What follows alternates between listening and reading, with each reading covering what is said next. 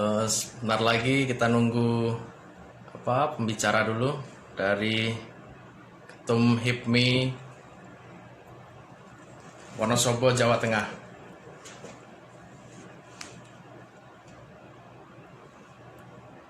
Sebentar kita tunggu live.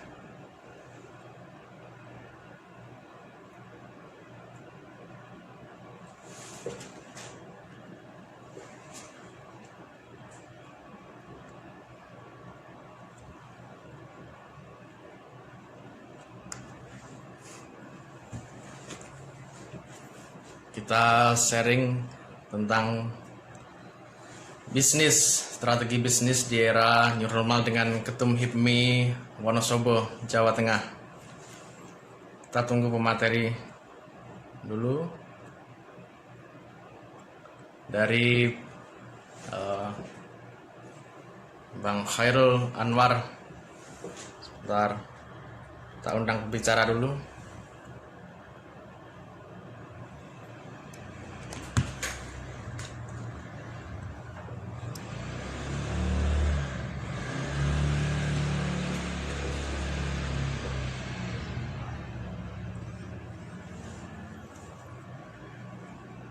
Kita tunggu lagi sebentar ya, tentang strategi bisnis di era new normal.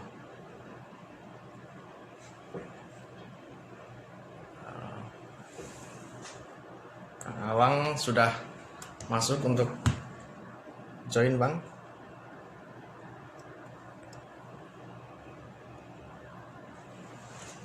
Belum join ya.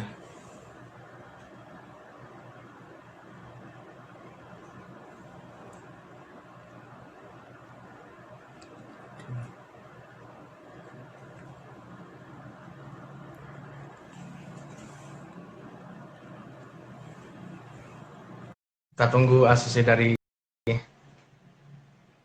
Bang Awang dulu. Oke. Assalamualaikum, Bang Khairul. Waalaikumsalam warahmatullahi wabarakatuh. Ya. Gimana kabarnya, Bang? Sehat, Bang? Ya, Nah, apa lagi di mana ini, Bang? di rumah.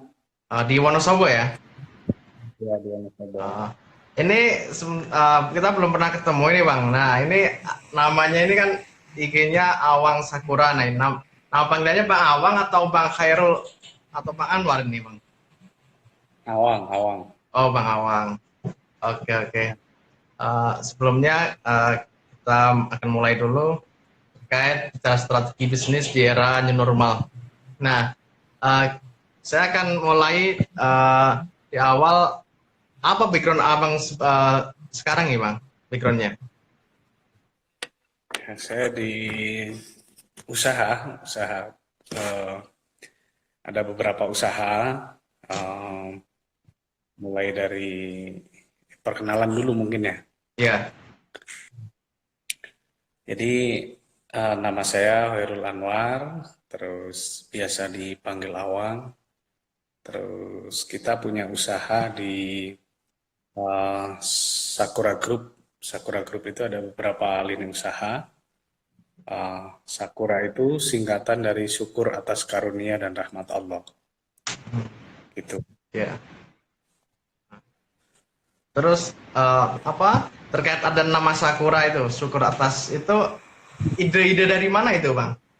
Bisa begitu atau backgroundnya dari santri atau bagaimana gitu? Soalnya ada founder pondok pesantren nih, HIPMI pondok pesantren soalnya. Ya, Sakura surat Ibrahim itu, la in syakartum la azidannakum wa in kafartum inna adzabil syadid. Gitu. Jadi ketika kita bersyukur, kita akan ditambah nikmatnya. Namun ketika kita kufur, sesungguhnya azabku sangat pedih. Jadi itu kira-kira yang melatar belakangi namanya Sakura Group. Dan Sakura Group itu Ya dulu saya pernah di ngaji di beberapa pesantren, baik di kampung kami, kita ngelaju sampai SMA, sampai SMP, sampai SME, terus SMA juga pernah. Nah, waktu masuk SMA itu saya pernah di Pondok Modern Darussalam Gontor. Hmm, Saya pernah di sana ya. tahun 2015. Cuman nggak sampai lolos, jadi saya alumni tidak lulus di sana. Mantap, mantap. Ya. Eh, terus kesibukan dari itu Sakura membawa bidang usaha apa aja, Bang? Jadi kita ada usaha di satu toko bangunan. Kita ada di supplier bahan bangunan, kemudian kita ada supplier untuk pupuk dan obat-obatan pertanian. Kita ada peternakan ayam, kemudian ada laundry, kemudian ada rental, dan ini mulai masuk ke media. Hmm, ya. Sudah berapa tahun lama di bisnis mendirikan Sakura Group ini, Bang? Kurang lebih 10 tahun, jadi kita mulai serius tuh di tahun 2010. Oh, ya, 2010. ya. Terus dalam bisnis itu apa rintangan? Mungkin pernah kalau dalam bisnis kan ada jatuh bangun, Bang. Itu bagaimana penyelesaiannya dan menangani tersebut? Ya yang jelas kita semua harus harus siap dengan segala risiko ya. Dimanapun pasti ada risikonya, dan risiko paling berat yang harus kita hadapi, caranya cuma satu, hadapi. Gitu. Jadi nggak ada cara lain, hadapi atau menyerah. Kalau menyerah ya sudah selesai. Kalau dihadapi, kita selesaikan, sangat mungkin banyak sekali pengalaman-pengalaman, dan disitulah kita akan naik grade. Hmm.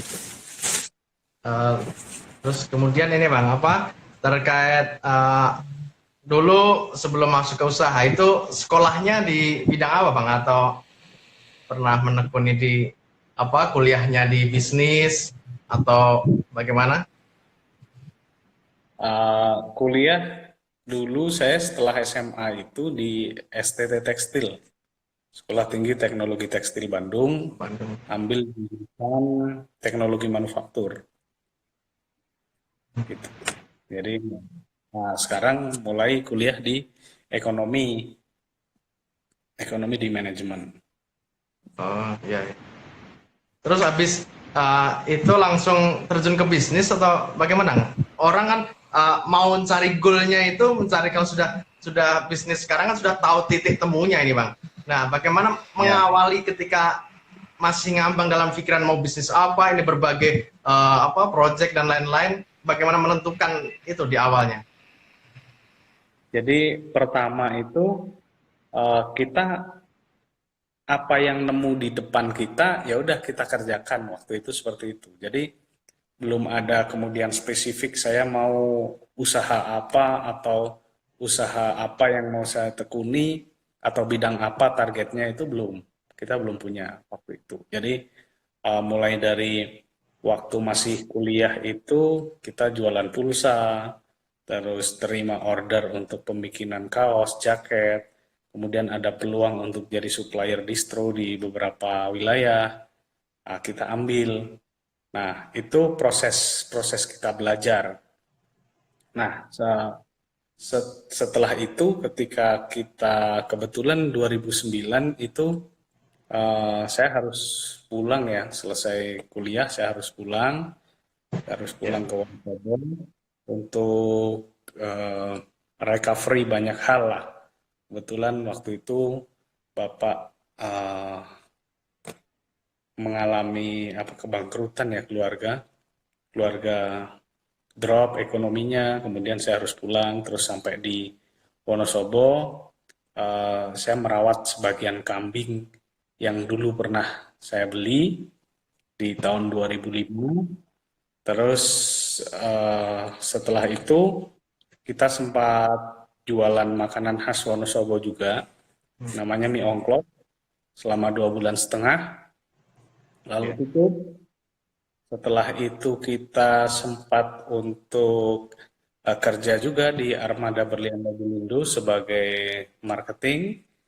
Kemudian setelah itu kita sempat ikut-ikut lelang penghapusan aset pemerintah, aset BUMN, aset leasing. Kita juga sempat di situ dan ya lumayan banyak lah cerita di situ, mulai untung, Ya. rugi dan sebagainya. Gitu, Mas. Ya. Itu kan mungkin saya baca di eh, background Bang Awang ya. Nah itu mungkin sudah sekarang ini kan sudah punya masa lalu, sudah pengalaman banyak nih. Nah di awal Ya, dulu nih di masa kecil mungkin ya, eh, ya, menabung dari 2000 sampai banyak kambing nih Bang. Itu ada ya. jiwa ibaratnya terah dari keluarga, sudah mempunyai jiwa entrepreneur atau eh, sejak Abang ini memulainya? Dan bagaimana itu Kebetulan, kiat-kiatnya untuk menanamkan pada diri pribadi itu, Bang?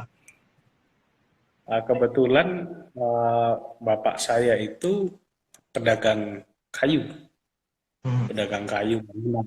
Itu. Jadi waktu itu eh, di tahun 92 itu bapak mengawali jualan kayu bangunan, jualan kayu lok, belum ke Hmm. kayu bangunan, Ya. terus berkembang. Tapi sebelum sebelum itu bapak di Jakarta itu sempat em, di buruh bangunan, terus sempat di jualan air tuh keliling jadi tukang becak, terus akhirnya jadi tukang jahit tuh, tukang jahit yang paling lama, hampir ada 10 tahunan.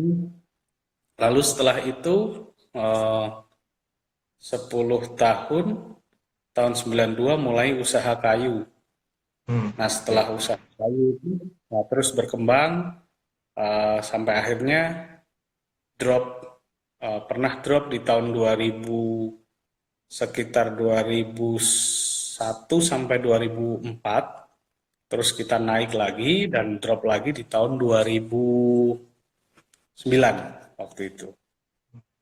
Lalu ya saya harus pulang 2009 itu. Ya. Terus terkait itu tadi, Bang, apa bisnis-bisnis Abang memulai nih dari awal kan sudah dari kecil ibaratnya mulai bisnis dari penabung 2000 terus jadi kambing banyak terus sampai sekarang sudah mendirikan Sakura Group dari berbagai bisnisnya itu bagaimana itu untuk menanamkan jiwa entrepreneurnya itu, Bang? Oke, jadi em, kita nggak tahu ya sebenarnya waktu itu saya nabung 2000 itu untuk apa? Saya nggak tahu. Terus yang penting ya udah saya nabung aja setiap Senin sama Kamis karena saya nggak jajan. Terus kita kumpulkan uangnya, kumpul ada 962.000 lah waktu itu, 962.000. Hmm. Lalu buat kita beli apa? Kambing. Ya. Kebetulan saya seneng gitu kambing. Akhirnya kambing itu berkembang jadi banyak. Terus, nah eh, istilahnya apa ya? Sejak kecil itu saya suka suka ini. Ada usaha apa gitu. Ada suka kerja gitu. Suka kerja. Ya. Suka bantuin apa kayak gitu. Kebetulan seperti itu. Lalu dari 2 ekor kambing itu sambil jalan kita jual satu dua sampai terbanyak kita bisa kumpul 32 ekor kambing waktu Oh, itu. banyak juga ya. Ya. Nah, lalu dari 32 ekor kambing itu kita jadikan modal untuk kita mulai usaha kelontong, Hmm. mulai usaha toko bangunan, Ya. mulai usaha untuk toko pertanian itu dari situ, Mas. Oh, iya, iya. Nah, itu eh bentar Bang, terkait melangkah itu apa motivasi dirian dan apa ya, orang yang mempengaruhi abang sehingga jadi begini tuh siapa bang? Sebenarnya nggak ada yang ini ya, nggak ada yang mempengaruhi kemudian Orang yang saya berpengaruh, harus. maksudnya orang berpengaruh dalam hidup abang lah gitu. Oke. Jadi eh, nggak tahu itu tumbuh sendiri ya untuk kita jadi wirausaha gitu, tumbuh sendiri kemudian dimotivasi oleh orang-orang. Kebetulan saya suka baca biografi orang. Hmm, Nah, salah satu yang kita baca waktu itu adalah Pak Yusuf Kala, Pak hmm, Yusuf Kala, ya, Pak Abu Rizal Bakri dan kawan-kawannya waktu itu. Nah, itu membuka pemahaman, membuka pemikiran baru, memotivasi dan menginspirasi. ya. Itu. Jadi Hmm, dari situ kemudian terbuka lalu ketemu jalan-jalan yang lain. Gitu, Mas. oke, jadi sering membaca, sering apa melihat, memahami biografi orang-orang sukses ya bang ya, untuk dalam Ya, menghidupkan usaha-usaha ini bang ya. Nah, ya, terus ini kita bicara, saya gali untuk background dulu bang ya. Nah ini ada ya, kisah di Detik kan bang ya. Daftar haji ya. itu pakai uang koin tuh bang. Itu bagaimana ceritanya bang? Eh, jadi waktu itu saya nabung dari kelas 4 SD. Dari kelas Ya. 4 SD nabung koin, koin entah itu 500 perak, entah itu 200 perak, entah itu eh, belum ada 200 ya waktu itu, em, 150, kadang-kadang ada 500. Nah, itu kita tabung terus dalam bentuk koin. Tapi kita nggak tahu nih, eh, koin ini mau digunakan untuk apa gitu. Ya. Nah, terus kita nabung terus sampai akhirnya di tahun 2015, 2015 awal kalau nggak salah waktu itu, akhirnya kumpul lumayan banyak dan bisa kita gunakan untuk daftar haji waktu itu, Mas. Oh. Jadi daftar haji suami istri atau untuk sendiri tuh uang koin ini tuh bang? Tahun 2015 saya untuk saya sendiri. Terus setelah 2015 awal, hampir 5 tahun kita ngumpulkan lagi koin-koin itu dari jualan misalnya di toko bangunan, di laundry, kita ada 4 cabang, kemudian ada eh, toko sembako, toko pupuk waktu itu. Berapapun koin yang ada, kita simpen, kita tabung, lalu akhirnya kumpul lagi di tahun 2019 bisa untuk daftar haji istri. Hmm. Ya, ya. Oh, jadi bertahap ya bang ya. Jadi proses itu ya. Ya. Hmm. Oke. Eh, untuk apa selanjutnya nih bang, terkait mungkin bicara setelah break kan kita ke kearifan bisnis di Wonosobo bang. Ini dengan beriringnya apa zaman ini, bisnis apa aja yang berkembang di Wonosobo bang?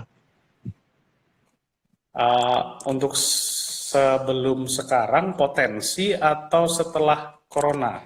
Nah sebelum pandemi COVID juga setelah ini COVID-19 ini, setelah new normal ini bang.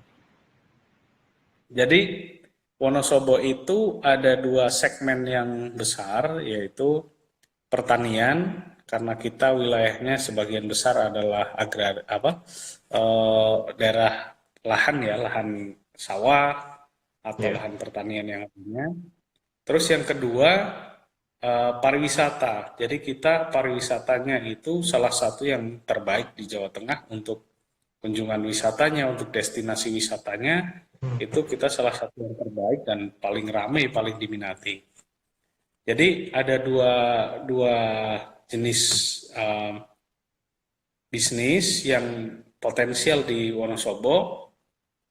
Berikut turunannya, misalnya untuk pertanian bisa jadi penyedia pupuk, menjadi penyedia bibit, supplier obat-obatan, menjadi supplier sayur-sayuran, dan sebagainya, termasuk di pariwisata, entah itu di penyedia perhotelan, penginapan, jasa transportasi, event organizer, atau apapun yang terkait dengan pariwisata, oleh-oleh itu satu hal yang sangat potensial di Kabupaten Wonosobo. Nah, kebetulan di era pandemi ini kemarin pariwisata sempat mati ya, Ya. selama kurang lebih 3 bulan lah, hampir 4 bulan. Kemudian untuk pertanian juga demand-nya sangat berkurang karena pertanian dan peternakan ya, karena event-event orang punya hajatan itu kan depending semua. Kemudian orang nggak boleh makan di luar, nggak boleh makan di tempat makan, harus take away atau pemesanan dan sebagainya, itu juga berpengaruh besar. Nah, kembali ke ini, pasca corona ini, kebetulan Wonosobo sekarang masuk di zona hijau. Jadi dari lebih dari 80 orang yang positif COVID, sekarang hanya sisa dua Ya. orang. Jadi kita sudah masuk ke zona hijau dan masuk di fase new normal. Nah, artinya bisnis-bisnis itu akan bergeliat kembali, mereka menjadi bisa produktif lagi. Kira-kira itu, Mas. Oke. Tadi Abang sudah menjelaskan selama pandemi COVID ini bisnis pariwisata menurun, terus perhotelan dan lain-lain juga bisnis kuliner juga tidak bisa dimakan di tempat. Nah, kita bisa mulai masuk strategi bisnis nih. Nah, bisnis apa yang pas buat kondisi sekarang pandemi COVID ini, Bang? Ya, ada salah satu bisnis yang justru beberapa itu naik ya. Jadi misalnya di bidang ini, kalau yang zona merah itu kan kayak tourism itu ada di zona merah. Tourism di zona merah, kemudian untuk jasa transportasi baik itu penerbangan, laut maupun darat, itu juga di zona merah, otomotif juga, construction dan real estate juga, manufacture, financial services, education di kuning, oil and gas itu di kuning juga. Nah, agak hijau di agriculture, e-commerce, ICT, kemudian ada personal and healthcare, kemudian yang hijau banget itu food processing and retail, sama medical supply and services. Jadi ada yang zona hijau itu yang mereka tumbuh. Nah, untuk teman-teman yang ini kan untuk skala-skala yang makro dan sifatnya pabrik-pabrik besar ya. Nah, untuk teman-teman itu bisa ambil posisi di frozen food. Di frozen food juga bisa. Kemudian untuk paketan makanan siap masak. Paketan makanan siap masak. Jadi bukan hanya kalau siap saji udah biasa nih di GoFood, di GrabFood atau layanan yang lain atau delivery order. Tapi ini paketan makanan siap masak. Misalnya ayam yang sudah pakai bumbu tinggal goreng, ikan pakai bumbu tinggal goreng, kemudian ada paketan masak sayur asem misalnya, paketan masak brongkos misalnya, atau paketan makanan siap masak yang lainnya. Kemudian cukup berkembang adalah pasar digital atau pasar online. Itu juga berkembang bagus sekali, termasuk obat herbal. Obat herbal juga berkembang bagus, obat-obatan, obat herbal, kemudian rempah-rempah itu berkembang bagus. Dan setelah ini menurut saya kesadaran orang untuk berperilaku hidup sehat dan bersih itu meningkat. Karena kita cukup lama ini, hampir 4 bulan mau 5 bulan, kita kayak digojlok untuk hidup bersih, lingkungan bersih, steril, cuci tangan, pakai masker, kemudian olahraga, imunitasnya juga bagus. Nah, itu akan meningkat. Kemudian kita bisa masuk di bisnis buah-buahan yang siap santap. Hmm. Jadi buah-buahan yang kupas, siap disajikan, dan dipasarkan secara online. Itu kira-kira juga akan menjadi salah satu primadona baru di bisnis. Kemudian ada lagi uh, layanan jasa meeting online atau seminar online. Kalau dulu itu orang sering online misalnya nih. Orang kalau meeting harus ke hotel, harus ke ballroom, harus ke meeting room, dan sebagainya. Nah sekarang misalnya kayak kita, Mas Anies ada di Jakarta, saya ada di Wonosobo, dan audiensnya itu tersebar di seluruh Indonesia. Itu bisa melakukan seperti ini, meeting online. Baik menggunakan Instagram, bisa juga di YouTube, kemudian ada juga di Google Meet atau di Zoom. Nah, layanannya kan ada yang berbayar, ada yang gratis.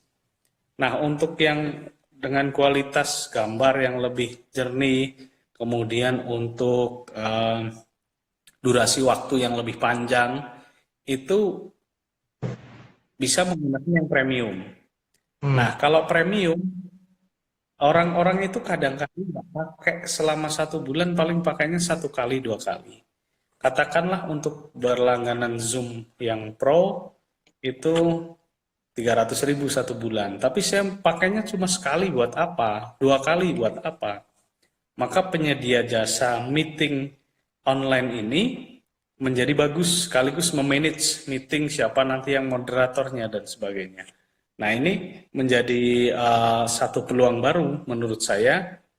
Misalnya per bulan 300.000, kita bisa sewakan sampai 10 kali misalnya. 1 kali sewa 100.000, maka kita bisa dapat income 1 juta. Kira-kira begitu. Oke, ya. Terima kasih. Kita sapa dulu untuk teman-teman yang ikuti live. Bisa mengajukan pertanyaan nanti via di komen. Bisa mengajukan pertanyaan di situ, nanti akan saya sampaikan kepada abang-abang. Terima kasih. Ya, tadi sangat bagus dan sangat menginspirasi Bang terkait background dan strategi bisnis di era new normal ini. Tadi bahas e-commerce Bang. Nah itu ketika mau mulai ini pemanfaatan teknologi, terus mungkin bisnis via Instagram, Facebook. Nah, itu kan perlu foto, terus tampilan yang bagus, Bang. Itu bagaimana dalam mempelajari di situnya, Bang? Untuk nanti supaya nanti bisa ke nyambungkan ke Bukalapak, Tokopedia dan lain-lain, Bang. Jadi itu juga muncul ya bisnis baru, jenis bisnis baru. Bukan jenis bisnis baru, tapi semacam peluang bisnis baru. Misalnya menjadi kita fotografer untuk katalog produk. Yeah. Kemudian yang kedua untuk manage entah sosial medianya, entah videografinya, ataupun ya foto-fotonya itu, menjadi penyedia jasa untuk hal-hal yang semacam itu. Yeah. Termasuk misalnya orang itu masih cukup banyak yang mereka itu nggak bisa bikin akun di Tokopedia, nggak bisa bikin akun di Bukalapak, nggak bisa bikin akun di Shopee. Padahal produk mereka sangat berpotensi untuk dikirimkan kemanapun di seluruh Indonesia. Nah, kita bisa juga menjadi bagian dari orang yang memiliki jasa itu. Kira-kira begitu. Oke. Ya, mungkin lanjut ke ini, Bang. Mungkin ada impian-impian Abang nih yang sudah punya Sakura Grow berbagai usaha, terus apa impian ke depannya, Bang? Impian ke depan yang belum, yang ingin dicapai lagi. Orang kan bisnis satu ingin punya bisnis lain, ingin tambah lagi. Nah, apa nih yang perlu dicapai lagi untuk kedepannya, Bang? Ya, banyak sih sebenarnya. Jadi saya kayak seperti kalau diibaratkan orang hidup itu, saya baru hidup 10 tahun. Hmm. Ya. Jadi usia saya 30 tahun, tapi saya baru memulai kehidupan itu di 10 tahun ini. Karena di 10 tahun ini saya memang bisa melakukan sesuatu, bisa memiliki banyak potensi yang bisa saya realisasikan. Nah, ke depan kami kebetulan laundry kita berkembang bagus. Jadi ke depan kita akan sudah mempersiapkan hari ini untuk menambah cabang-cabang lagi. Jadi target kita 500 sampai 1000 cabang bisa kita buka untuk laundry di seluruh Indonesia. Itu satu. Kemudian ada lagi untuk media, kita juga pengen menjadi salah satu media yang bermanfaat, media yang bisa menginfluence ke teman-teman untuk melakukan hal-hal yang produktif dan hal-hal yang bermanfaat lainnya. Jadi media juga kita pengen jadi salah satu platform media yang salah satu yang terbesar di Indonesia di segmen kita. Ya. Ya, oke. Terus terkait ini, Bang, apa tadi sudah ke usaha, terus kita ke apa? Ini, Bang, ada yang nanya dong. Saya pertanyaan yang belum terjawab sampai saat ini, apakah perbedaan pedagang dan tengkulak ya, Bang? Nah, itu saya susah itu jawabnya. Jadi pedagang, misalnya nih ada petani kopi, Ya, dapat dia panen kopi, terus kopi itu dijual, ya, dijual ke pengepul di sekitarnya. Terus pengepul di sekitarnya dia kan dagang nih, terus dijual lagi ke pengepul yang lebih besar. Nah, misalnya di kota gitu, atau kirim ke kabupaten lain atau provinsi lain. Nah, yang tengkulak tuh yang mana saya nggak tahu sampai hari ini. hmm, Jadi tengkulak yang sering dalam tanda kutip dihakimi orang itu ada di bagian mana saya nggak tahu. Jadi kalau misalnya yang dianggap tengkulak adalah orang yang beli pertama dari petani itu, ya. terus dijual lagi. Itu kan dagang sama aja. Nah, saya nggak tahu nih tengkulak yang sering dihakimi orang itu yang mana untuk menghindari tengkulak gitu. Kadang-kadang kita menghakimi profesi itu, tapi ya saya secara pribadi nggak tahu yang mana tengkulak, yang mana pedagang gitu. Setahu saya itu pedagang gitu. Hmm, oke. Oke. Ada tambahan lagi, Bang? Mungkin terkait perbedaan pedagang dan tengkulak? Saya belum ketemu nih jawabannya sampai hari ini, dan cukup panjang saya diskusi sama teman-teman. Lah tengkulak terus yang mana? Itu belum ketemu. Oke, Apakah pedagang kecilnya atau pedagang besarnya? Saya belum ketemu nih tengkulak yang mana. oke, terima kasih, Bang. Terus ini ada pertanyaan, Bang, via WA ke saya. Ini saya cantumkan dari flyer tadi, kan ada founder HIPMI Pondok Pesantren, Bang. Nah, Ya. eh, saya singkat pertanyaannya, rata-rata kan pondok pesantren hidupnya cuma ngaji, ngaji dan ngaji, Bang. Nah, ini menghidupkan usaha di pesantren itu apa motivasinya, Bang? Apa founder HIPMI pondok pesantren itu tujuan dan apa maksud dalam mendirikan itu, Bang? HIPMI pondok pesantren, Bang. Jadi kehidupan di pesantren itu sudah dimulai sejak Maulana Malik Ibrahim atau Sunan Gresik ya waktu itu. Ya. Itu awal mula pesantren di Indonesia. Dan kalau kita lihat itu potensi yang ada, pondok pesantren itu seluruh Indonesia ada sekitar 30.000 pondok pesantren. Kemudian untuk pondok pesantren yang ada di Pulau Jawa saja itu hampir 28.000. Dan itu melibatkan lebih dari 3 juta santri untuk di Pulau Jawa saja. Ya. Dan untuk seluruh Indonesia hampir 4 juta santri. Nah, ini satu potensi yang sangat besar, di mana mereka itu Ya. selama sekian tahun ngaji fokus di satu tempat, tapi untuk pendidikan entrepreneurnya itu masih kurang menurut saya. Ya, betul Bang. Jadi, itu satu hal yang sangat penting, mengawinkan antara HIPMI yang memang concern di bidang usaha, kemudian di pondok pesantren. Nah, kemudian lahirlah HIPMI Pondok Pesantren. Nah, waktu itu 2008 itu awal mula dibentuknya HIPMI Perguruan Tinggi, Ya. yaitu HIPMI yang ada di perguruan tinggi. Di berbagai Nah, kampus-kampus ya Bang. kita punya nih, ya dari kampus-kampus, kita punya nih pesantren, pesantren yang cukup banyak gitu. Ya.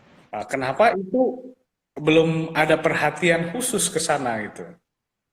Kira-kira gitu sih yang apa ya istilahnya membuat kita seperti oh kayaknya perlu nih HIPMI Pondok Pesantren gitu. Itu himpunan pondok pesantren itu dari Wonosobo atau sudah apa dari berbagai ini Bang, daerah juga ada Bang? Jadi sebenarnya program HIPMI Goes to Pesantren itu sudah ada. HIPMI Iya. Goes to Pesantren. Hanya saja pembentukan HIPMI yang secara definitif di pondok pesantren itu belum pernah ada. Jadi hanya menjadi program, bukan menjadi struktur organisasi atau badan. Nah, maka kami menganggap itu penting selama tidak pernah dibentuk, maka perkembangannya pasti kurang. Nah, akhirnya kita membentuk HIPMI Pondok Pesantren. HIPMI Pondok Pesantren pertama di Indonesia itu ada di Kabupaten Wonosobo. Oke. Jadi itu baru HIPMI Pondok Pesantren Wonosobo Bang, belum ke pesantren lain ya? Ya, itu sudah kita sampaikan pada Munas HIPMI tahun 2019 kemarin. Kita menyampaikan di sidang pleno Komisi B pada rekomendasi program kerja. Nah, pada rekomendasi itu kami merekomendasikan dan alhamdulillah disetujui oleh semua peserta sidang, mayoritas peserta sidang, untuk HIPMI Pondok Pesantren itu bisa dijadikan badan otonom atau setara seperti HIPMI di perguruan tinggi. Nah, untuk realisasi masifnya kapan kita belum tahu, tapi alhamdulillah itu sudah disetujui. Oke. Tujuan. Terus di daerah mana aja Bang selain HIPMI Pondok Pesantren Wonosobo? Di Jawa Tengah apakah ada mungkin daerah lainnya? Belum. Jadi sudah banyak yang bertanya, berkeinginan untuk membentuk HIPMI Pondok Pesantren, cuman secara definitif mereka belum membentuk. Tapi animonya sudah lumayan, sudah bagus. Oke. Program-programnya apa Bang yang HIPMI Pondok Pesantren ini Bang? Atau bikin Sebenarnya usaha-usaha di pesantren melibatkan perasaan santri ini harus eh, belajar entrepreneur juga. Selain itu apa aja programnya Bang? ya, jadi HIPMI Pondok Pesantren itu hampir sama dengan HIPMI di perguruan tinggi. Ini satu, HIPMI Pondok Pesantren itu mereka pada proses belajar tentang dunia usaha.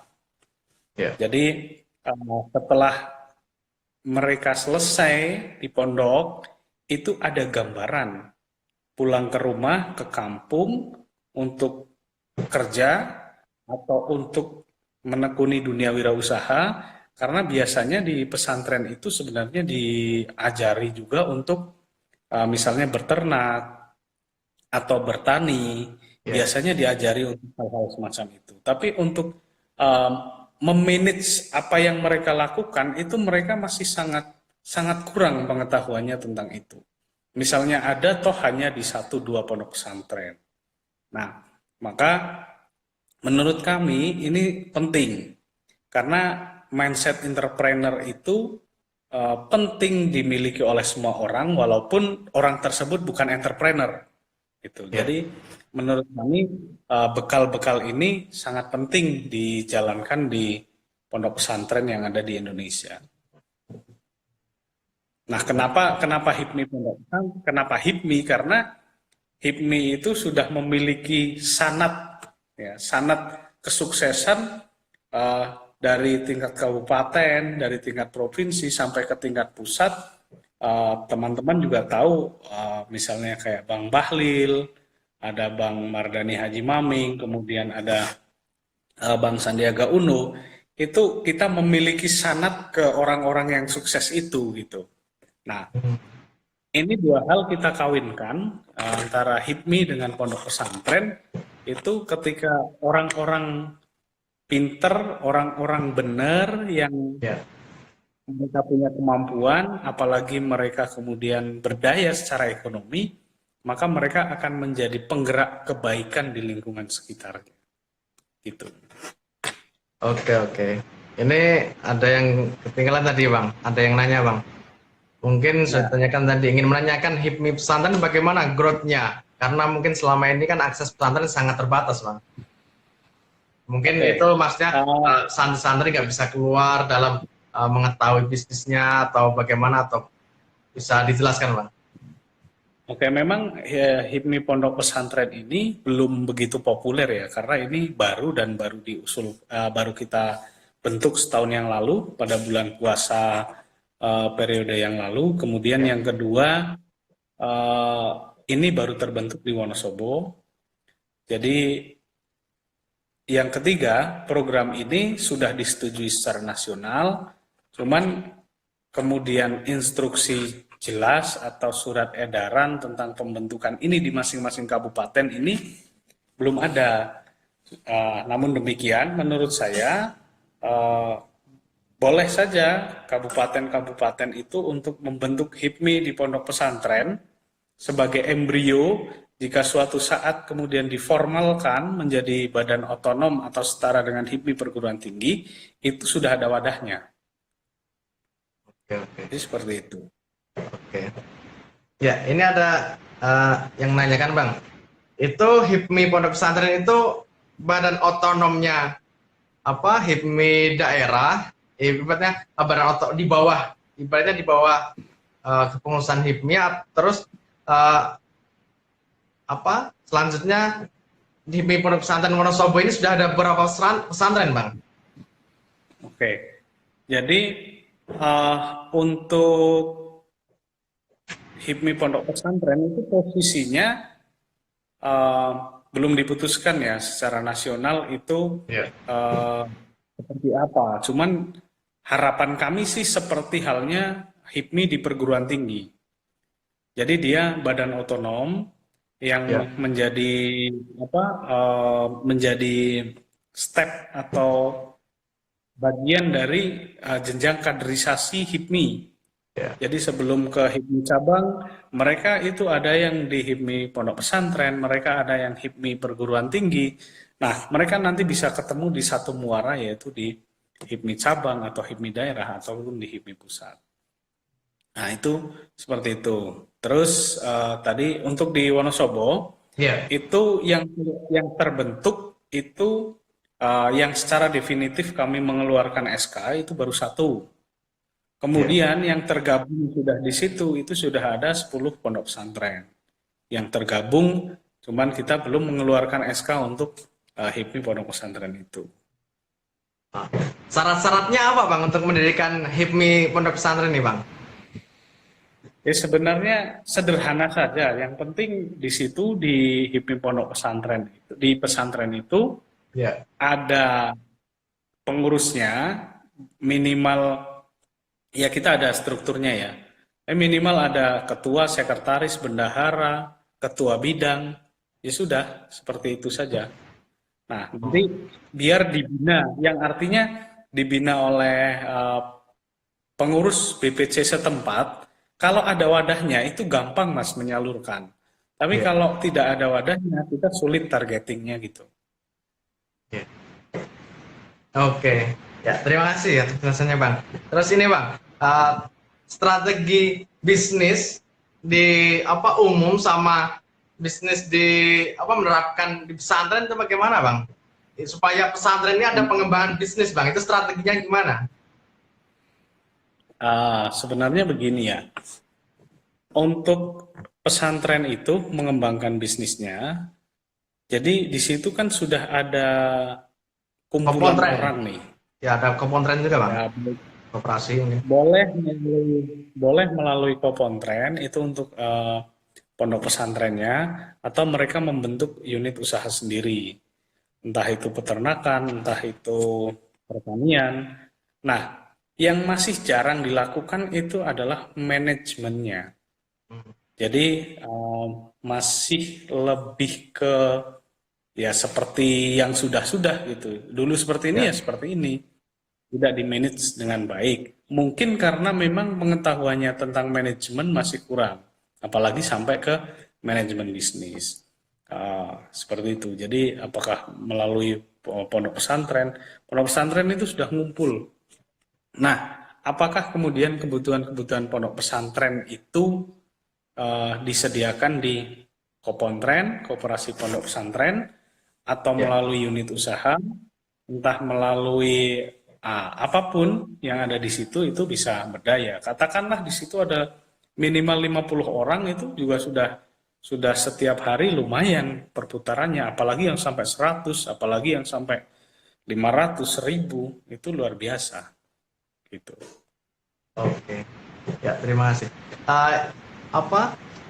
Terus kalau strategi di umum tadi dalam bisnis di era new normal ini kan ada e-commerce terus dan lain-lain. Terus yang di penerapan strategi dalam pesantren apa aja nih, Bang? Supaya bisnis pesantren ini bisa kita ajukan atau kasih solusi lah ibaratnya gitu. Itu apa aja yang Ya, sebenarnya mungkin ada listnya lah untuk bisnis di era new normal ini di kalangan pesantren, Pak, Bang. Sebenarnya kan sama saja ya, baik di pesantren maupun di luar pesantren, berbisnis, cara berbisnis, manajemen itu ya hampir sama saja. Nah, tinggal pondok pesantren ini mau ambil positioning di mana. Misalnya untuk penyedia beras, supplier beras atau gula atau kebutuhan pokok lainnya sudah disuplai dari dalam sendiri. Kemudian untuk kebutuhan-kebutuhan seperti sabun cuci, pasta gigi, kemudian kebutuhan-kebutuhan lain bisa disediakan melalui ya koperasi pesantren misalnya. Nah, kemudian misalnya ada pesantren yang di sana memiliki unit usaha, katakanlah pembuatan hijab. Nah, pembuatan hijab ini selain santri-santri nanti ngaji, mereka yang dibekali dengan keterampilan entah itu membuat hijab atau apapun, hijabnya kan bisa dijual di kalangan mereka sendiri, satu. Yang kedua bisa dijual di pesantren yang lain, baik melalui offline maupun melalui online. Jadi hal-hal semacam itu yang perlu dikembangkan. Kira-kira begitu. Oke. Terus ini, Bang, ini agak santai aja, Bang, ya, karena kayaknya sepertinya agak kaku ini, agak kurang cair lah. Nah, terus produk-produk dari HIPMI Pondok Pesantren apa aja, Bang? Produk apa maksudnya? Produknya kan ada HIPMI Pesantren. Nah, hasil dari HIPMI Pondok Pesantren ini sudah menghasilkan produk apa gitu? Jadi di pondok pesantren yang namanya Fathul Mu'in Ali Maskur itu di sana ada yang ternak kambing, ada yang ternak ayam, kemudian ada yang penghasil kopi juga di sana. Oh, oke. Terkait itu dukungan dari pemerintah bagaimana, Bang? Dukungan dari pemerintah bagus, mereka respect juga, dan pada bulan ini kita ada pertemuan dengan pemerintah di bagian Kesra untuk merealisasikan program-program pelatihan kewirausahaan untuk pondok pesantren. Oke. Terus arahnya nanti goalnya setelah itu pendampingan kan pada pondok pesantren nih, setelah santri-santri lulus nanti ada mungkin tahap pendampingan itu atau bagaimana Bang? Iya, pendampingannya besok disampaikan di situ. Jadi besok di bulan ini kita ada agenda ketemu dengan pemerintah untuk menyampaikan program itu, gitu. Dan itu akan ngeling terus dengan HIPMI. Jadi HIPMI pondok pesantren itu di tingkat pesantren, kemudian ada HIPMI cabang, itu akan ngeling terus, gitu. Jadi kita sudah di satu kolam yang sama nih, ada nama HIPMI-nya, entah itu HIPMI PT, entah itu HIPMI Pondok Pesantren, itu sudah di satu kolam yang sama. Jadi untuk pendampingan atau jejaring itu akan nyambung terus gitu. Oke, oke. Ya, sangat menginspirasi banget nih untuk membahas apa HIPMI Pondok Pesantren ini perlu kita kembangkan nih Bang. Nanti mungkin ada apa follow up untuk ini Bang, via Zoom Bang. Mungkin semoga Ya, Bang berkenan nih. Nanti kita undang teman-teman santri lah, teman santri yang sudah masuk aktivis-aktivis. Ini perlu juga untuk apa pengenalan HIPMI Pondok Pesantren, sangat seru untuk pembahasannya nih Bang. Nah, ya, jadi nanti teman-teman itu bisa misalnya ada keinginan untuk membentuk HIPMI pondok pesantren di pondok pesantren masing-masing, ya. bisa kontak untuk HIPMI cabangnya. Lah nanti HIPMI cabang termasuk teman-teman di situ kita kasih contoh kepengurusan HIPMI pondok pesantren, kemudian SK yang kita keluarkan itu bisa kita share. Oke, siap Bang. Nanti mungkin selanjutnya ada follow up lah Bang untuk penjelasan lebih dalam lagi Bang. Ya. Terus rahasia-rahasianya dalam bisnis Abang nih apa nih? Atau ada ibaratnya wirid atau doa-doa lain lah atau strategi lain dalam usaha satu Sakura Group ini kok bisa menghasilkan usaha banyak nih Bang? Apa aja nih rahasianya Bang? Jadi pertama gini sih, yang pertama kita jangan anti dengan kebenaran-kebenaran baru atau inovasi-inovasi baru yang ada baik di dunia sosial maupun di dunia usaha. Nah, terkait apa sih yang membuat kita terus berkembang, bertahan, bahkan berkembang? Yang pertama, kita harus tetap berdoa sesuai agama dan kepercayaan kita masing-masing bahwa ada invisible hand yang bekerja di belakang apa yang kita ikhtiarkan secara jasmaniah. Jadi ada faktor-faktor itu. Kemudian agar kita bisa bertahan, berkembang, ya kita jangan sampai miskin informasi. Jadi inovasi-inovasi terus kita lakukan. Prinsip kami, if better is possible, good is not enough. Jadi jika lebih baik itu mungkin, maka baik saja tidak cukup. Bagi kami seperti itu. Sehingga misalnya di layanan laundry itu kami merawat pakaian atau selimut atau sepatu dari customer itu seperti merawat milik kita sendiri.